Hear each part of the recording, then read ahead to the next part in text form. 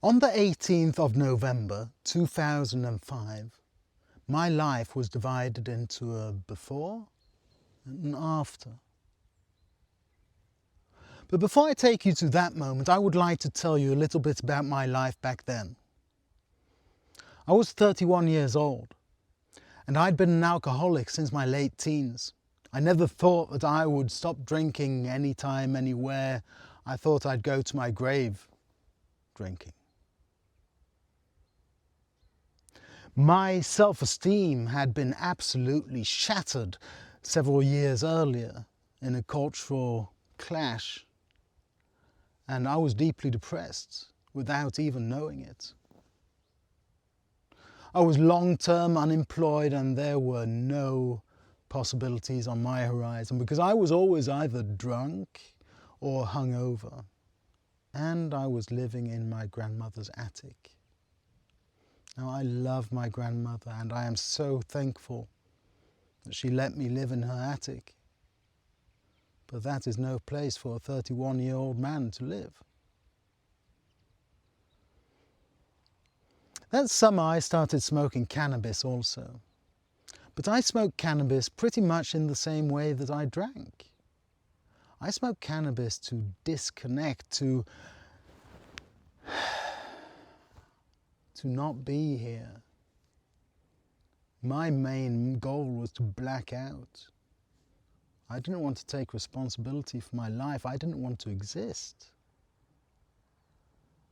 So one day I came to my dealer and he said, "My friend just bought way too much LSD. Would you like to buy some LSD?" And I had absolutely no idea what LSD was. So yeah, of course I said, yeah, sure, give me LSD. Thinking that it would be some kind of chemical drunkenness. Anything that can just help me disconnect and not be here. So that weekend, me and my friends, we went out to a cabin in the countryside and we had tons of beer along, we had plenty of vodka, but we also had a slip of blotters with LSD on. And in somewhat of a theatrical game, my friends got down on their knees, just like in the film Hair, and I divided up the blotters and put them on each tongue, and when they had been given their blotters, I took mine. Now back then I didn't have any spiritual concepts at all. It wasn't that I didn't believe anything. I was hostile to anything that I did not understand.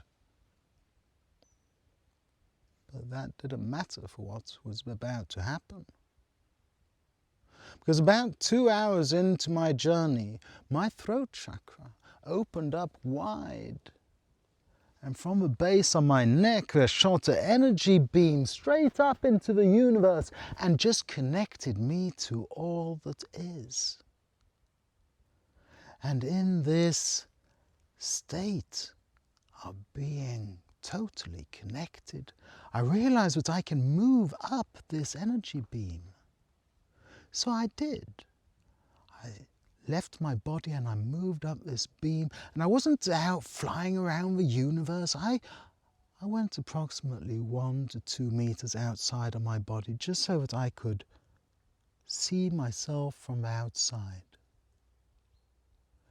And what I saw in that moment was that all the pain and the suffering and the misery that I was so desperately trying to escape was of my own making. I had created this misery for myself.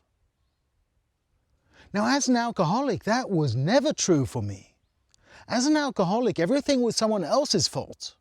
It was society's fault, or the work market's fault, or my parents' fault, or my friends' fault. Nothing, absolutely nothing had to do with me, because why should it? But now, looking down at myself, I saw that all of that pain and suffering, all of that misery, that I was living in and projecting onto the world outside of me. I had created it for myself. And with this realization, I saw that if I am that powerful, if I am that mighty, that I can create all this myself, then I can create the opposite also. Then I can create harmony and love and healing and joy. And with that realization, I descended down into my body again, and I was given a choice. And a choice in my life has never been easier. My alcoholism, it just click, gone. Because for me, alcohol was a way to escape myself and escape this life and not wanting to take responsibility. And now all of a sudden, I wanted nothing less to take responsibility. I wanted to take control of my life. I wanted to live.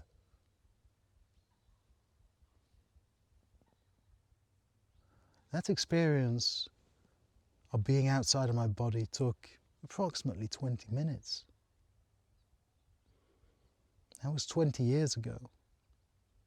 And I haven't drunk alcohol since, and I have absolutely no interest in doing so.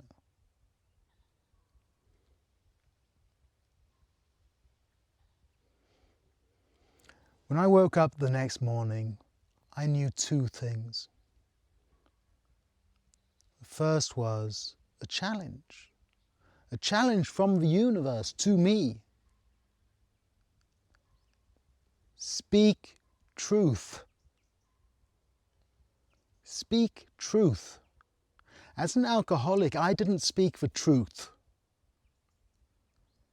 I was always playing mind games with myself and people around me, but when it suited me, I would just straight up lie. Speak truth. The second thing that I knew was that I was deeply, deeply depressed. I was deeply depressed, and I hadn't the slightest idea before that moment when I woke up. And I didn't know anything about how to treat depression. I had no doctor, no guide, no guru, nothing. But what I did have, I wanted to live. I wanted to take responsibility for my life and to create a new life for myself. And of course, I had LSD.